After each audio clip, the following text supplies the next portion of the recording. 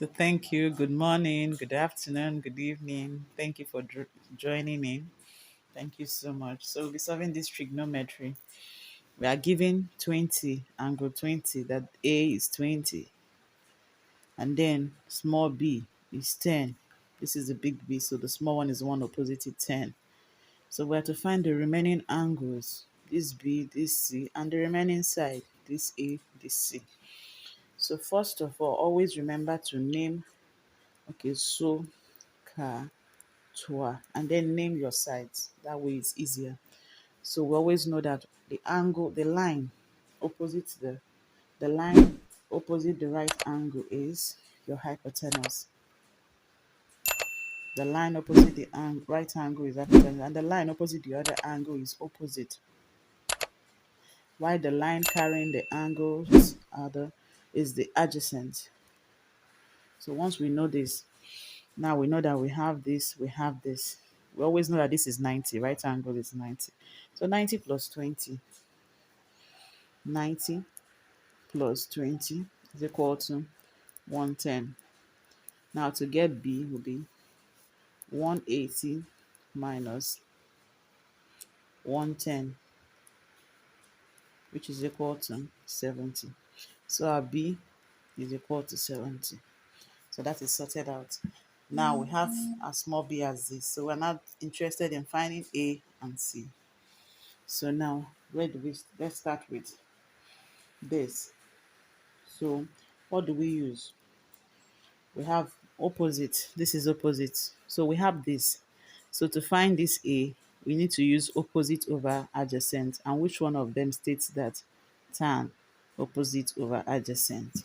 So tan says opposite, which is opposite is A over adjacent, which is 10, which is 10. So to solve this, what do we do?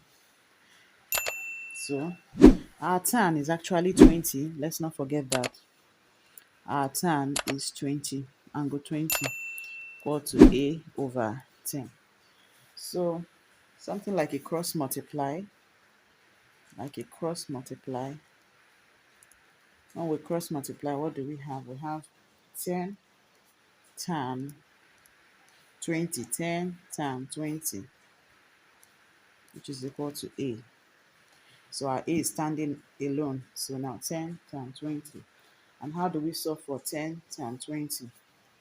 When you use your calculator to solve for 10 times 20, it's always this way. 10 times 20. 10 times 20. So this is how to solve with your calculator. 10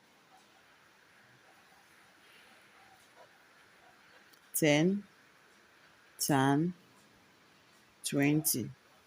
So 10 times 20 is 3.6. So our 10 times 20 is 3.6. So this is our A, our little a is 3.6. So now we have our A, our B, now we're left with C. So how do we solve for C? So to solve for C, we're going to use sine C. We're going to use sine 20. I'm going to use sine 20, still using this 20 sine. Why did I say sine? Because sine is opposite over hypotenuse. Opposite over hypotenuse. We already have this, which is 3.6. So this over the one we don't have. So 3.6 over 20. 3.6 over this sine. Opposite over hypotenuse. So over hypotenuse, which is C. So let's just make it C. Or this way. Let's make it sine 20 degree equal to 3.6 over hypotenuse is C over C. So what would we have? We would have, when you cross multiplying kind of, to be C sine 20 equal to 3.6. So for C to stand alone, we have to divide through by sine 20. So that when you cancel out this way, C stands on its own and C is equal to 3.6 over sine 20. And then when you use your calculator once again, when you use your calculator, using our calculator to solve this,